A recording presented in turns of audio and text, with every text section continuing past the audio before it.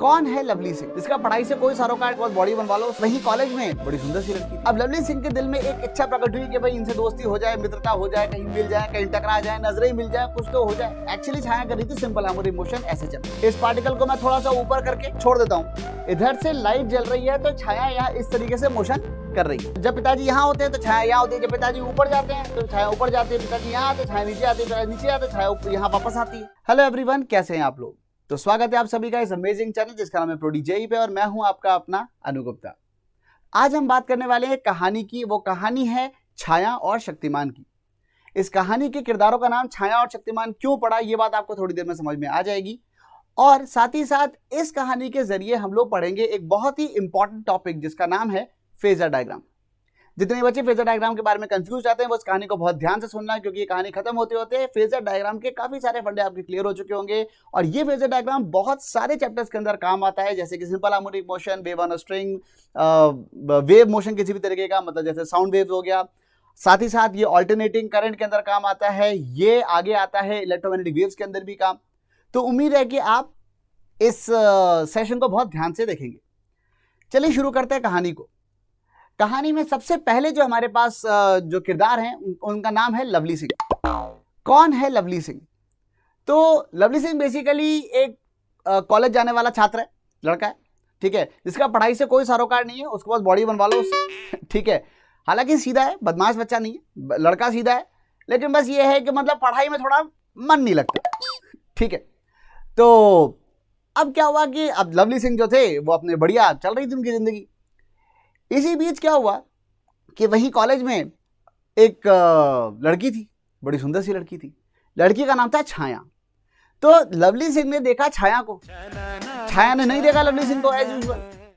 अब लवली सिंह के दिल में एक इच्छा प्रकट हुई कि भाई इनसे दोस्ती हो जाए, मित्रता हो जाए, कहीं मिल जाए, कहीं टकरा जाए, नजरें मिल जाए, कुछ तो हो जाए।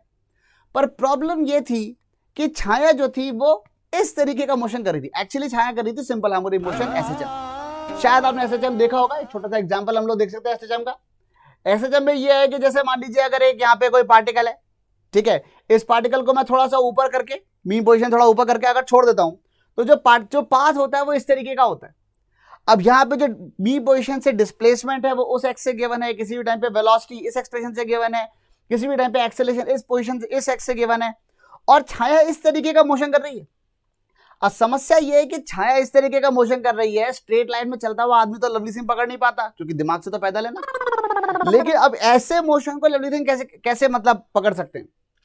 तो हमने कहा चलो ठीक है भाई, लवली सिंह की थोड़ी सी मदद की जाए, ठीक है। तो लवली सिंह ने एक्चुअली देखो मोटिवेशन वाली बात होती है, उसको पढ़ाई में इंटरेस्ट नहीं आ रहा था, लेकिन किसी और चीज में तो इंटरेस्ट था, तो दिमाग तो था, बस चलाना नहीं था। तो लवली सिंह ने क्या किया, लवली सिंह ने इसको पूरा अच्छे से स्टडी किया, और स्टडी करने के बाद लवली सिंह को एक बात समझ में आई कि भाई छाया जो है, पहले तो वो ये सोचा था कि छाया में पता नहीं क्या प्रॉब्लम है यार, पता नहीं क्या एटीट्यूड है, पता नहीं चलते चलते कहीं भी रुक जाती है, यूटर्न मार के चली जाती है, वापस उसका इंतजार ही करते रह जाते हैं, मिलती ही नहीं। पर फिर बाद में समझ में आया कि छाया तो गऊ है, गऊ, बहुत सीधी लड़की है, और वो तो सीधे सीधे अपने पिताजी के जो इशारे हैं उनके ऊपर नाच रही है, जो पिताजी बोलते हैं वो करती है चुपचाप। अच्छा, पिताजी भी ऐसे कोई नहीं, ऐसा कोई बहुत बुरे आदमी नहीं, वो भी क्या डिसिप्लिन वाले आदमी है, अपने मिलिट्री मैन है, ठीक है, और डिसिप्लिन वाले आदमी है, और अपने डिसिप्लिन से चलते हैं, ठीक है। तो बेसिकली यहाँ पे क्या हुआ कि अगर हम देखते हैं तो पिताजी जो है वो बेसिकली सर्कल के ऊपर घूम रहे, ठीक है, ये पिताजी हैं, ठीक है, लाल वाले पिताजी हैं जिसको हम इमेजिनरी पॉइंट बोल सकते हैं, और छाया जो है ये वर्टिकल वाली जो छाया थी वो ऐसे ये वर्टिकल मोशन कर रही है। आप ये मान लीजिए कि उधर से लाइट जल रही है, ठीक है, इधर से लाइट जल रही है, तो छाया यहां इस तरीके से मोशन कर रही है, ठीक है। तो अब आपको यहां पे नजर आएगा कि जब ये जो पिताजी है ये जब मोशन कर रहे हैं तो पिताजी बेसिकली सर्कल पे घूम रहे हैं, ठीक है, और जब वो घूम रहे हैं तो वो एक कांस्टेंट एंगुलर वेलोसिटी से घूम रहे हैं, ओमेगा फिक्स्ड है, ठीक है।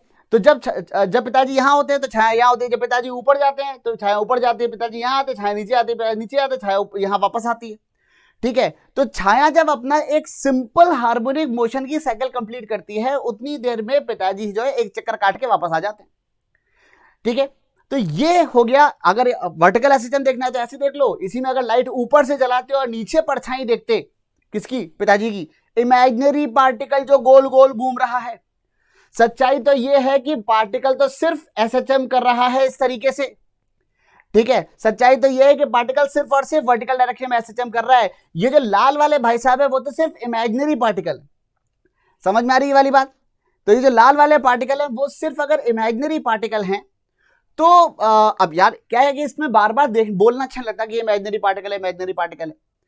ये जो पार्टिकल एसएचएम कर रहा है, चूंकि ये उसकी परछाई है, इसीलिए इसका नाम तो बड़ी आसानी से रख दिया हमने छाया। छाया मतलब परछाई, शैडो, ठीक है। लेकिन जो पार्टिकल एसएचएम कर रहा है, सॉरी सर्कुलर मोशन कर रहा है, वो इमेजिनरी पार्टिकल जो है।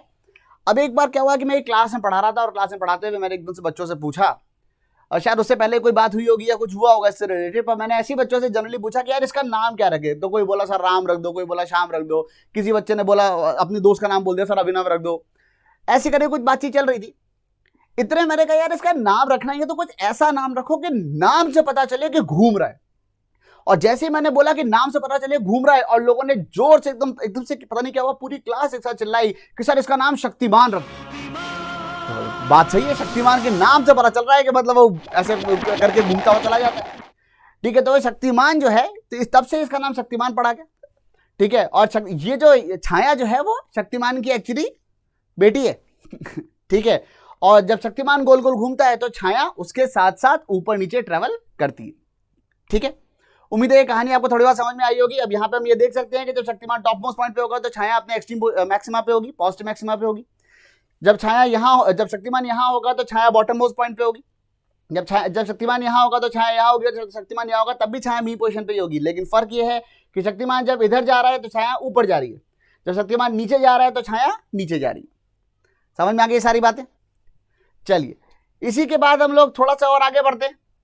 और अगर हम आगे बात करते हैं तो अगर मुझे यहां पे पता करना है कि भाई अगर मुझे ये वाले एक्सप्रेशन देखना है, ये एक्सप्रेशन कहां आ रहे हैं सर, तो ये एक्सप्रेशन देख लेते हैं। एक्सप्रेशन को निकालना भी बहुत आसान है, सिंपल सी बात है। जो शक्तिमान कर रहा है उसका वर्टिकल जो कंपोनेंट होगा, जैसे शक्तिमान की पोजीशन वेक्टर ये वाला है ब्लू वाला, तो उसका जो वर्टिकल कंपोनेंट वेक्टर आएगा वो कितना आएगा, तो इसका जो वर्टिकल कंपोनेंट का वर्टिकल जो कंपोनेंट आएगा वो बेसिकली ये वाला बन जाएगा, ठीक है।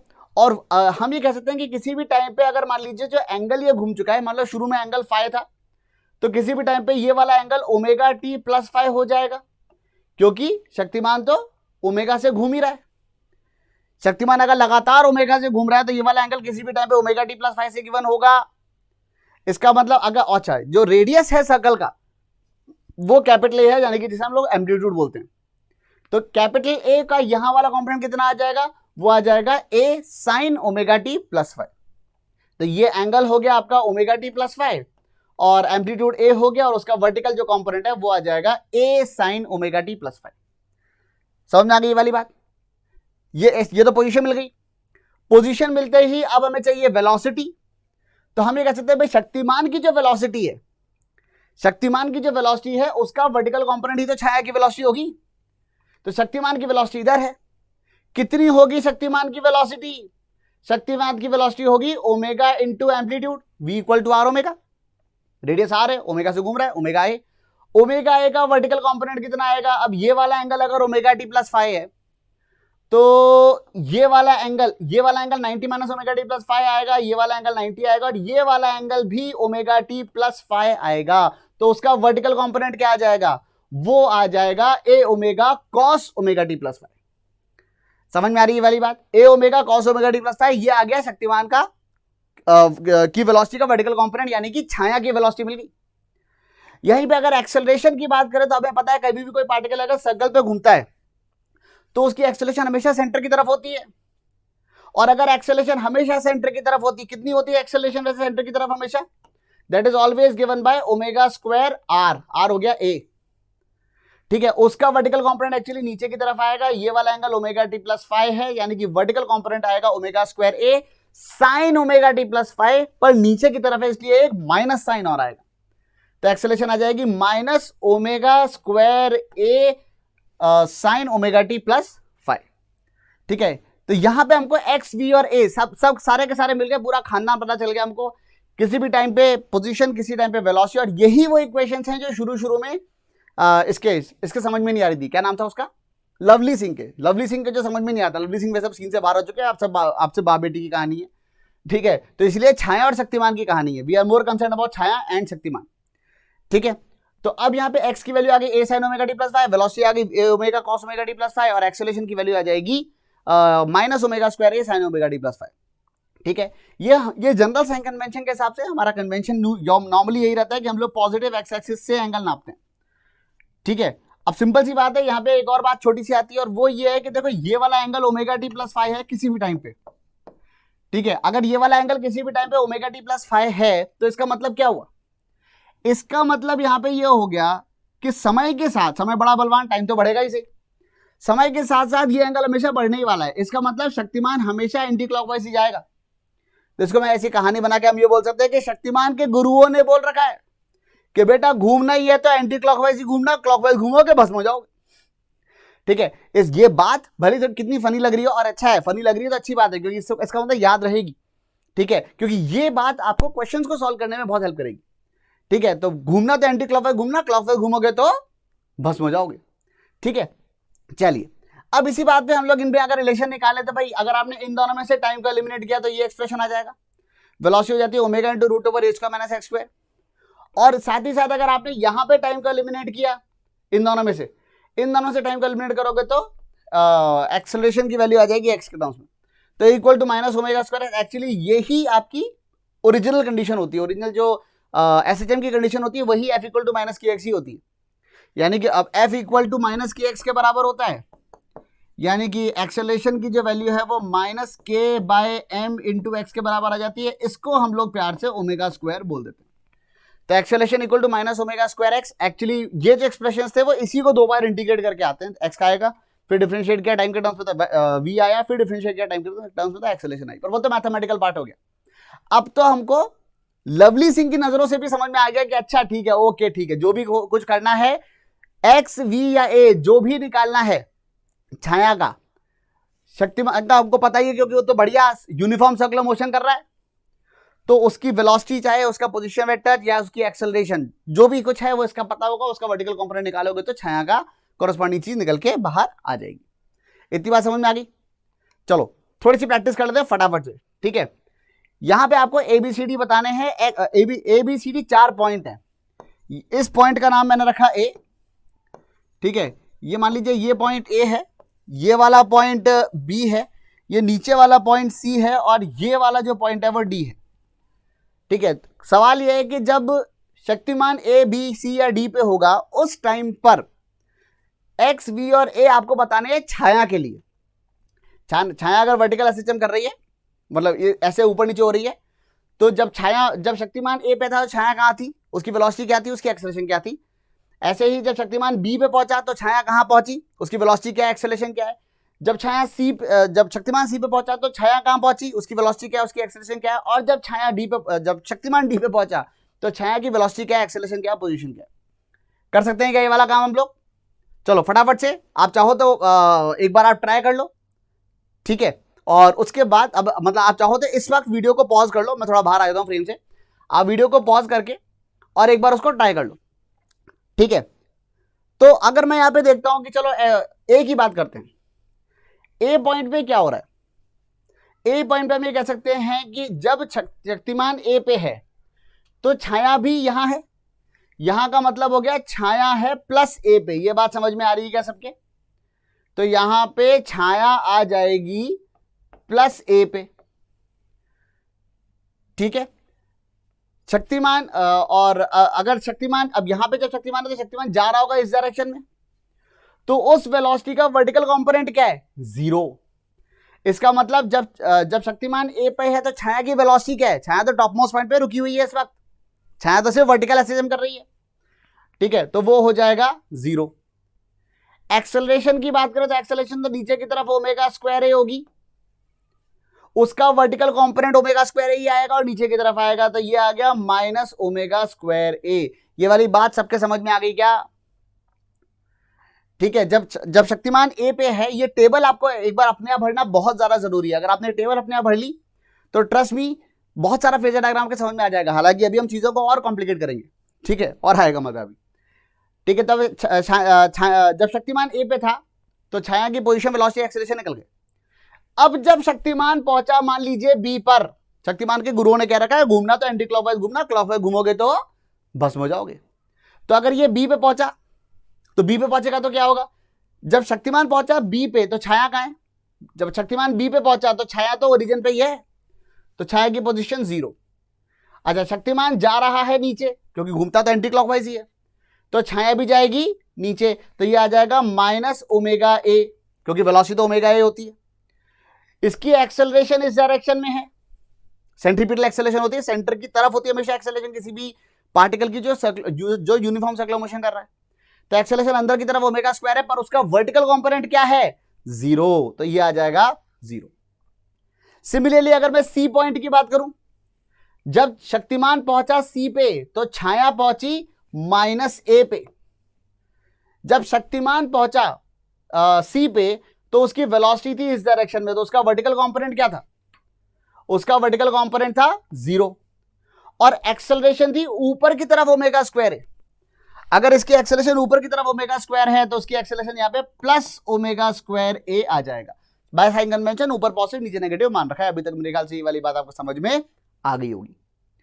फिर जब शक्तिमान दोबारा डी पर आया तो यहां पे एक्स की वैल्यू क्या है, जब शक्तिमान डी पे आया तो एक्स की डिस्प्लेसमेंट कितना है, एक्स का मतलब ये मतलब सर एक्स तो ऐसे होता है ऐसे थोड़ी होता है, एक्स का मतलब है मीन पोजीशन से डिस्प्लेसमेंट। अब ये पर्टिकुलर वर्टिकल एसिस्टम कर रहा है तो मीन पोजीशन से कितना डिस्प्लेसमेंट है, तो यहां पे आ जाएगा 0। ठीक है, वेलोसिटी के बारे में क्या ख्याल है, तो ये जा रहा है ऊपर की तरफ, उसका वर्टिकल कंपोनेंट कितना आएगा ओमेगा ए आ जाएगा पूरा का पूरा प्लस के साथ। और फिर उसके बाद क्या आएगा, उसके बाद क्या आएगा, यहां पे जो एक्सेलरेशन आएगी, एक्सेलरेशन कितनी आएगी, एक्सेलरेशन तो इधर थी, उसका वर्टिकल कंपोनेंट क्या आएगा 0। तो क्या आप ये पूरी की पूरी टेबल अपने आप बना सकते हैं एक बार, ठीक है। तो प्लीज मेक श्योर कि आप ये टेबल अपने आप लिख लें एक बार ये टेबल कम से कम एक बार ये आपकी खुद से अपने खुद के हाथों से पर्सनल हाथों से लिखी हुई होनी चाहिए, ठीक है। ऐसा नहीं कि हाँ आपने लिख ली सर हमें आप पे भरोसा है, मुझे पता है तुम्हें मुझ पर भरोसा है, लेकिन अपना दिमाग चला, जितना ज्यादा दिमाग चलाओगे उतना ज्यादा लॉन्ग टर्म मेमोरी के अंदर चीजें इंस्टॉल होती जाती हैं, ठीक है। चलो अब उल्टा सवाल, अभी तक तो मैंने आपको ये बताया कि अगर फेजर एंगल बता रखा है, ठीक है, फेजर एंगल, ये जो फेजर एंगल है वो तो खैर अभी तो बताया नहीं था। अब ये बताओ फेजर एंगल अगर मैं पूछूं, फेजर एंगल मतलब ये वाला जो भी एंगल है, जो भी शक्ति, इसको मैं कहता हूं शक्तिमान का डंडा, तो शक्तिमान का डंडा पॉजिटिव एक्स एक्सिस से जो भी एंगल बना रहा है उसे कहते हैं फेजर एंगल। तो जब ये ए पे था तो फेजर एंगल कितना था, पॉजिटिव एक्स एक्सिस से 90 डिग्री या π/2। फिर जब ये यहां पहुंचा तो ये एंगल हो गया 180 डिग्री। फिर जब ये सी पे पहुंचा तो ये एंगल हो गया 3π/2 या 270 डिग्री। और जब डी पे वापस आया तो आप उसको 0 भी बोल सकते हो और 360 भी बोल सकते हो, ठीक है, 0 2π 360 कुछ भी बोला जा सकता है, ठीक है। अब उल्टा है, अब मैं आपको वेलोसिटी का पोजीशन बता रहा हूं और मतलब छाया की के बारे में आपको अभी तक ये था कि शक्तिमान की इंफॉर्मेशन दे रखी थी, छाया की पूछी थी। अब ये है कि अगर छाया की इंफॉर्मेशन दे रखी है और शक्तिमान की पोजीशन पूछी है तो क्या करेंगे हम लोग, ठीक है। चलो शुरू करते हैं। कुछ क्वेश्चंस मैं करता हूं, कुछ क्वेश्चंस आपको करने के लिए दूंगा, ठीक है।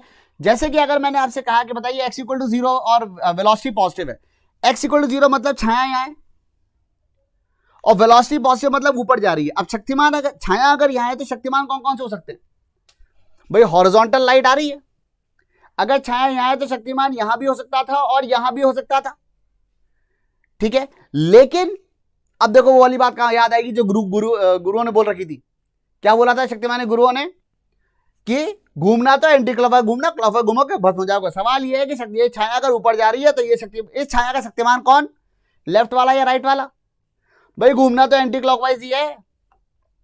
अगर ये वाला शक्तिमान होता, अगर ये वाला शक्तिमान होता तो ये छाया नीचे जा रही होती, इसका मतलब ये छाया एक्चुअली इस वाले शक्तिमान की है। और अगर शक्तिमान यहां पे है इसका मतलब मैं ये कह सकता हूं कि फेज एंगल यहां पे 0 आएगा।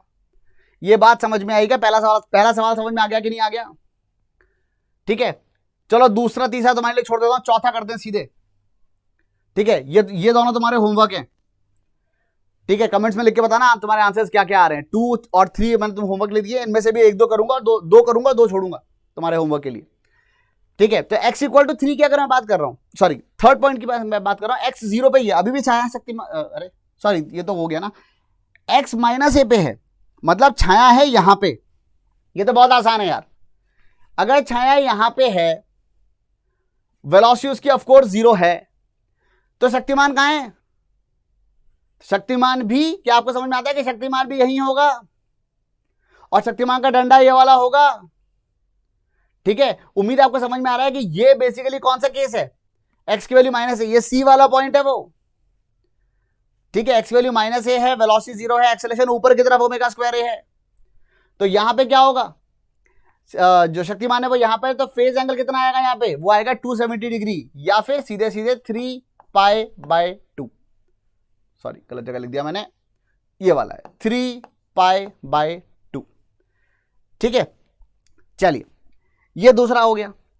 अब थोड़ा सा और थोड़ा कॉम्प्लिकेटेड करते हैं। अगर एक्स की वैल्यू a/2 होती, a/2 मतलब जो यहां बना हुआ है, अब पता नहीं ये वाला है कि उधर वाला है, अगर छाया है यहां पे a/2 पे, आधे पे, ठीक है, तो उसका शक्तिमान कौन सा हो सकता है? उसका शक्तिमान ये भी हो सकता है और वो भी हो सकता है। ठीक है, इस छाया का जो शक्तिमान है, इस छाया का शक्तिमान ये भी हो सकता है, ये भी हो सकता है। क्वेश्चन में लिखा है कि वेलोसिटी पॉजिटिव है।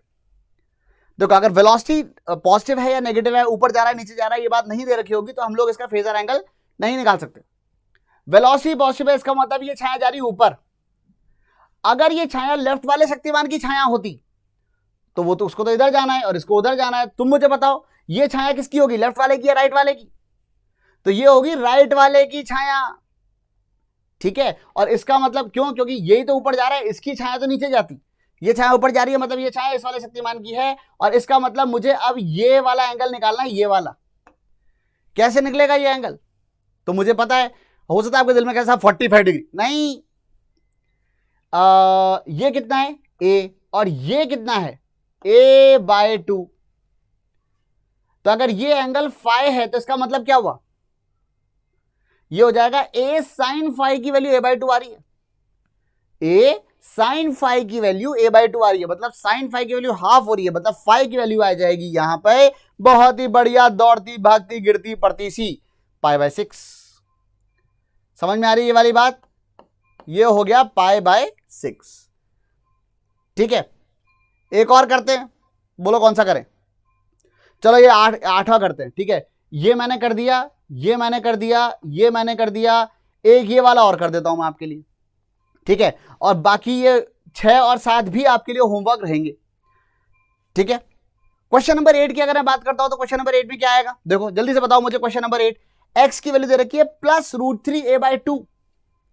ठीक है, तो यानी कि x की वैल्यू आ रही है +√3 a/2। एक काम करते हैं, इसमें मैंने बहुत सारा कचरा फैला दिया, इसको साफ कर देता हूं पहले थोड़ा सा।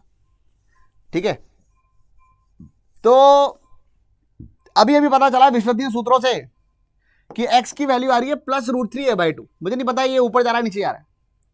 ठीक है, और शक्तिमान किधर है इसका? अब वो लेफ्ट वाला भी हो सकता था, राइट वाला भी हो सकता था, आई डोंट नो, मुझे क्या पता। पर वेलोसिटी दे रखी है नेगेटिव। नेगेटिव मतलब ये जा रहा है नीचे, ये नीचे जा रहा है, इसका मतलब ये कौन से वाले शक्तिमान की छाया है, लेफ्ट वाले की राइट वाले की? ये जो छाया है ये लेफ्ट वाले की छाया है। क्या आपको ये बात समझ में आ रही है? इसका मतलब एक्चुअली मुझे जो एंगल निकालना है वो ये वाला एंगल निकालना है। ठीक है, कैसे निकलेगा वो एंगल? तो मुझे ये पता है कि ये चीज है √3 a/2 और ये है a।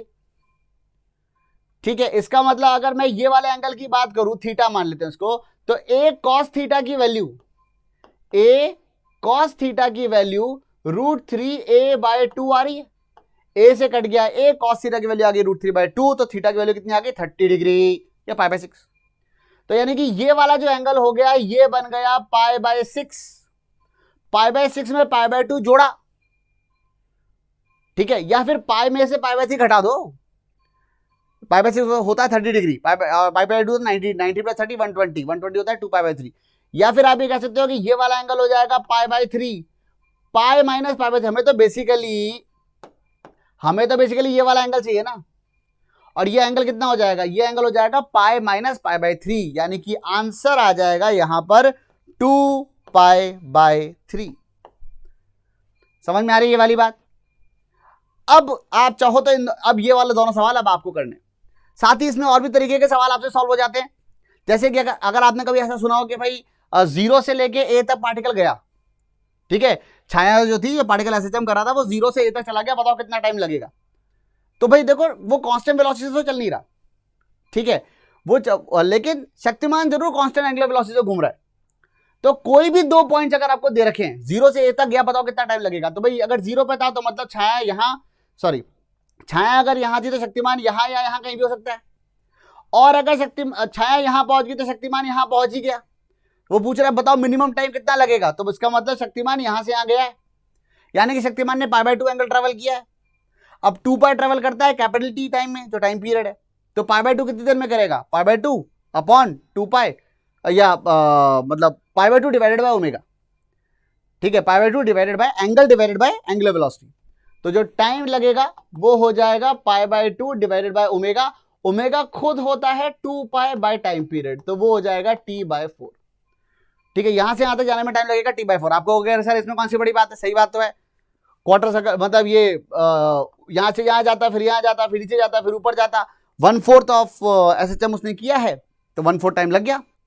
लेकिन यहां तक तो ठीक है, लेकिन अगर मैं आपसे ये पूछूं कि बताओ 0 से a/2 कितनी देर में जाएगा, तो 0 से a/2 जाने में उसको उतना टाइम नहीं लगेगा। 0 से a/2 अगर मैं जाने की बात करता हूं यहां पर, तो क्या होगा समझो, अगर वो 0 से a/2 गया, मान लो a/2 जा रहा है, यहां तक जा रहा है, ठीक है, तो ये वाला जो एंगल है ये π/6 है, ठीक है। तो 0 से a/2 जाने के लिए उसको एंगल ट्रेवल करना है π/6, तो जो टाइम लगेगा that time would be given by π/6 divided by omega, omega खुद है 2π बाय टाइम पीरियड, ठीक है, पाई से पाई कटा और ये आया t/12, ठीक है। तो डिस्टेंस जो ट्रेवल किया है उसके बेसिस पे हम लोग टाइम नहीं निकाल सकते। हमें अगर टाइम निकालना है तो हमें इस बात पे बेसिस पे निकालना है कि उसने एंगल कितना ट्रेवल किया, और वो एंगल्स निकालना ही फेजर डायग्राम की मेन खूबसूरती है, ठीक है। तो अब शायद इसके आप और जो कॉम्प्लेक्स क्वेश्चंस होंगे उनको भी आप सॉल्व कर पाएंगे, लेकिन होपफुली सबसे पहले तो आप इन वाले क्वेश्चंस के आंसर्स जो मैंने छोड़ दिए यहाँ पे 2, 3 और 6, 7 के